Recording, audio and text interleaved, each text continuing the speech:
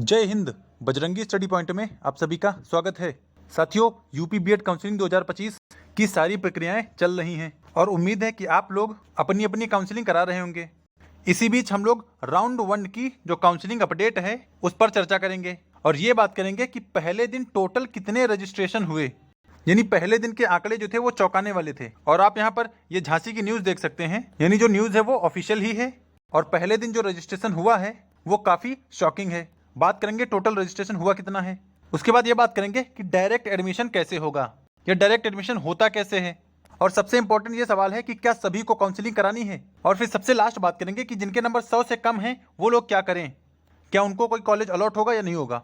Video शुरू करने से पहले जो चैनल पर पहली बार आया है चैनल को सब्सक्राइब कर ले ताकि यूपी बीएड 2025 से जुड़ी अपडेट आप सब तक पहुंचती रहे। और अगर आपने हमारे टेलीग्राम को ना ज्वाइन किया हो तो टेलीग्राम चैनल को भी ज्वाइन कर लें, डिस्क्रिप्शन में लिंक दे दिया गया है। टेलीग्राम भी हमारा बजरंगी स्टडी पॉइंट नाम से है।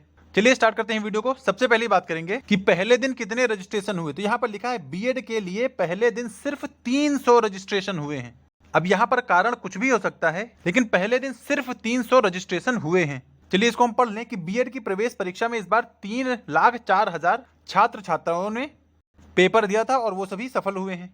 मगर काउंसलिंग के पहले दिन बामुश्किल 300 ने रजिस्ट्रेशन कराया है, यानी ये भी बहुत मुश्किल से पहुंचा है। तो पहले दिन का आंकड़ा न केवल बुंदेलखंड विश्वविद्यालय बल्कि बीएड कॉलेज संचालित करने के लिए ही काफी चौंकाने वाला रहा। प्रदेश के 2.3 लाख सीटों के लिए बुधवार से काउंसलिंग शुरू हुई, यानी 30 तारीख जो कि कल से काउंसलिंग शुरू हो गई थी। टोटल सीट कितनी है तो 2,30,000 और अभ्यर्थी कितने हैं तो अभ्यर्थी हैं 3,04,000। तो इसका मतलब लगभग 70 से 75,000 अभ्यर्थी बाहर हो जाएंगे, उनको कॉलेज नहीं मिलेगा। लेकिन खैर हम लोग यहाँ देखेंगे कि विश्वविद्यालय प्रशासन को काफी उम्मीद थी कि पहले दिन कम से कम 30 से 35,000 अभ्यर्थी रजिस्ट्रेशन कराएंगे, मगर ऐसा नहीं हो सका। रजिस्ट्रेशन आए कितने तो करीब 300 अभ्यर्थियों ने रजिस्ट्रेशन कराया है और बृहस्पतिवार से यानी आज से रजिस्ट्रेशन की संख्या बढ़ने की उम्मीद है। क्योंकि देखिए पहला दिन था, लोगों को पता ही नहीं था और सभी लोगों के पास डॉक्यूमेंट्स नहीं था, तैयार नहीं थे। तो पहले दिन जो 300 रजिस्ट्रेशन आए हैं वो इसी कारण आए हैं क्योंकि इसमें कोई प्रायर नोटिस नहीं दी गई थी। बच्चों को अचानक पता चला कि 30 तारीख से रजिस्ट्रेशन या काउंसलिंग शुरू हो रही है, तो उसमें बच्चे तैयार नहीं थे, इसीलिए पहले दिन 300 आए। अब धीरे धीरे लोग रजिस्ट्रेशन करना शुरू कर देंगे। तो ये बात तो रही पहले दिन के आंकड़े की, और बाकी आप लोग कनेक्टेड रहें। अगर दूसरे दिन का आंकड़ा आता है तो भी आप सब तक शेयर किया जाएगा। चलिए अब आगे बात कर लें कि डायरेक्ट एडमिशन कैसे होगा या कैसे होता है, और बाकी आगे ये भी बात करेंगे कि क्या सभी को काउंसलिंग करानी है। तो इसका पहले ही मैं आंसर दे दूं, सभी को काउंसलिंग नहीं करानी है। तो काउंसलिंग कौन कराए तो काउंसलिंग उन्हीं को करानी है जिनको सरकारी कॉलेज या सरकारी सीट मिलने की उम्मीद है। तो ऐसे कौन सी रैंक वाले बच्चे हो सकते हैं तो इससे लगभग 15 से 20,000 रैंक वाले बच्चे होंगे जिनको सरकारी सीट मिल सकती है।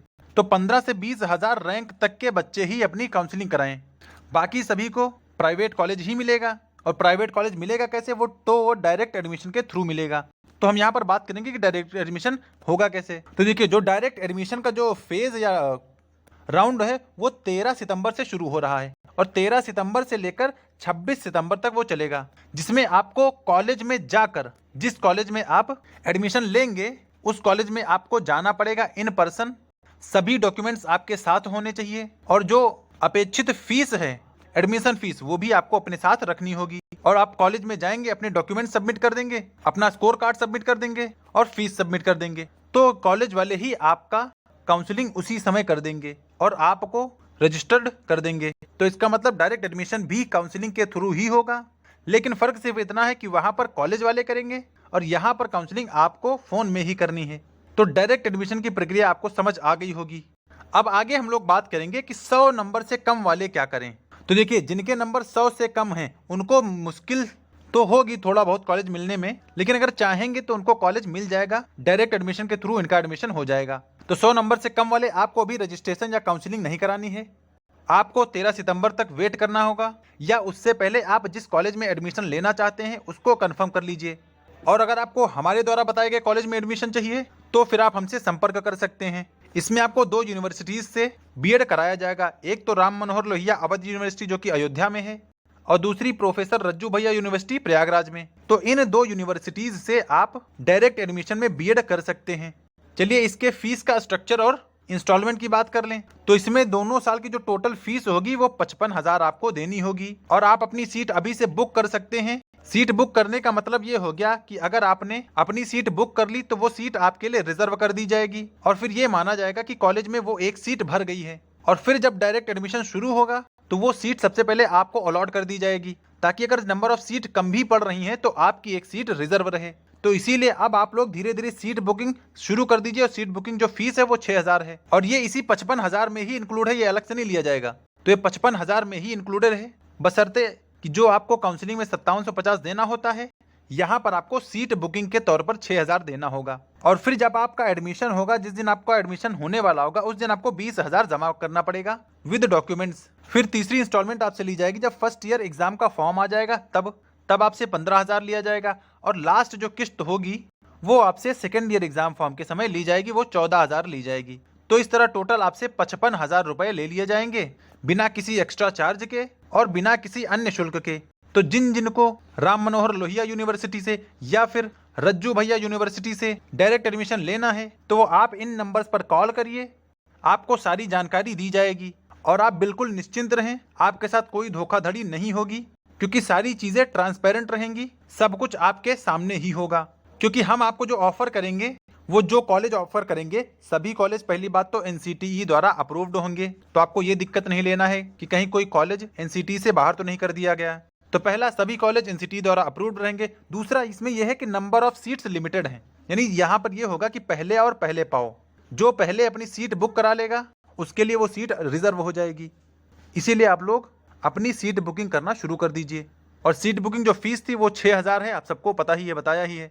तो 6,000 पे करके आप अपनी सीट बुक कर सकते हैं। पैसा कहाँ पे करना है ये आप इन दिए गए नंबर्स पर जानकारी ले सकते हैं। यहाँ पर आपको सारी जानकारी दी जाएगी और आपको QR या जहाँ भी पेमेंट करना होगा बता दिया जाएगा।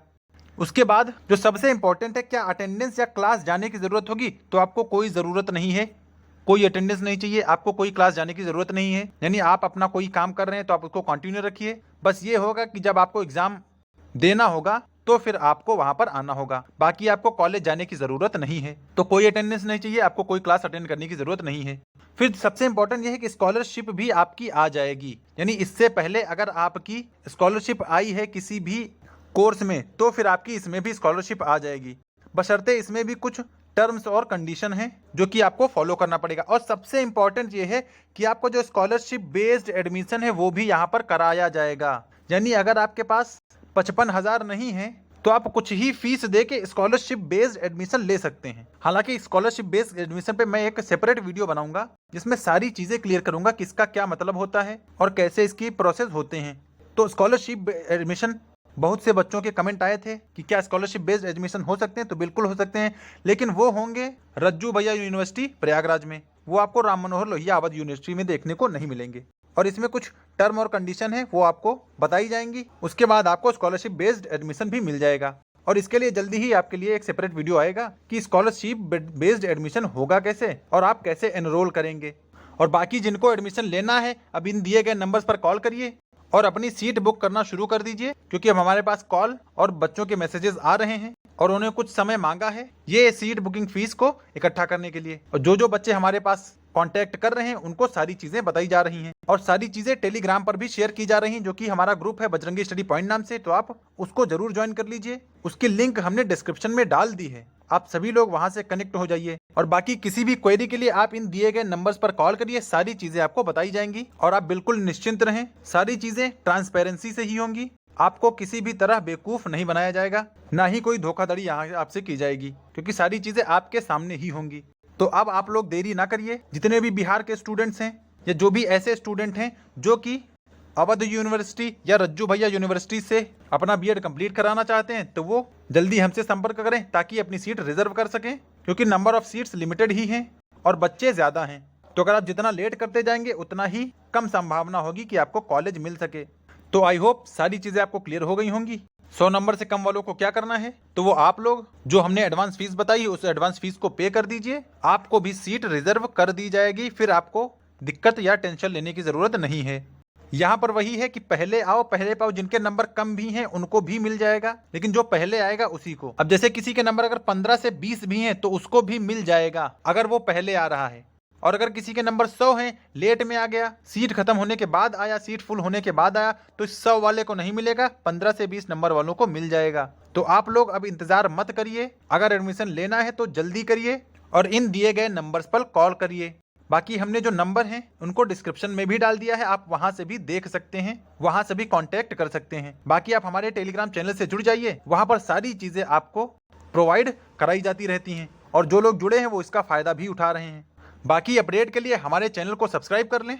आगे आने वाले वीडियोस में आपको और भी बहुत सारी जानकारियां दी जाएंगी कि स्कॉलरशिप बेस्ड एडमिशन कैसे होगा और डायरेक्ट एडमिशन कैसे आपको कराना है। तो कनेक्ट रहें यूट्यूब से भी और टेलीग्राम से भी, और निश्चिंत रहें, आपके साथ कुछ भी गलत नहीं होगा, सारी चीजें पारदर्शिता से ही होंगी। तो फिलहाल वीडियो में यही जानकारी थी। वीडियो पसंद आया हो तो इसे लाइक कर दीजिए, चैनल पे पहली बार आए हो तो सब्सक्राइब जरूर कर लीजिए, ताकि यूपी बीएड 2025 से जुड़ी कोई भी अपडेट आए तो आप सब तक वीडियो के माध्यम से शेयर कर दिया जाए। तो मिलते हैं नेक्स्ट अपडेट के साथ, तब तक के लिए सभी को जय हिंद।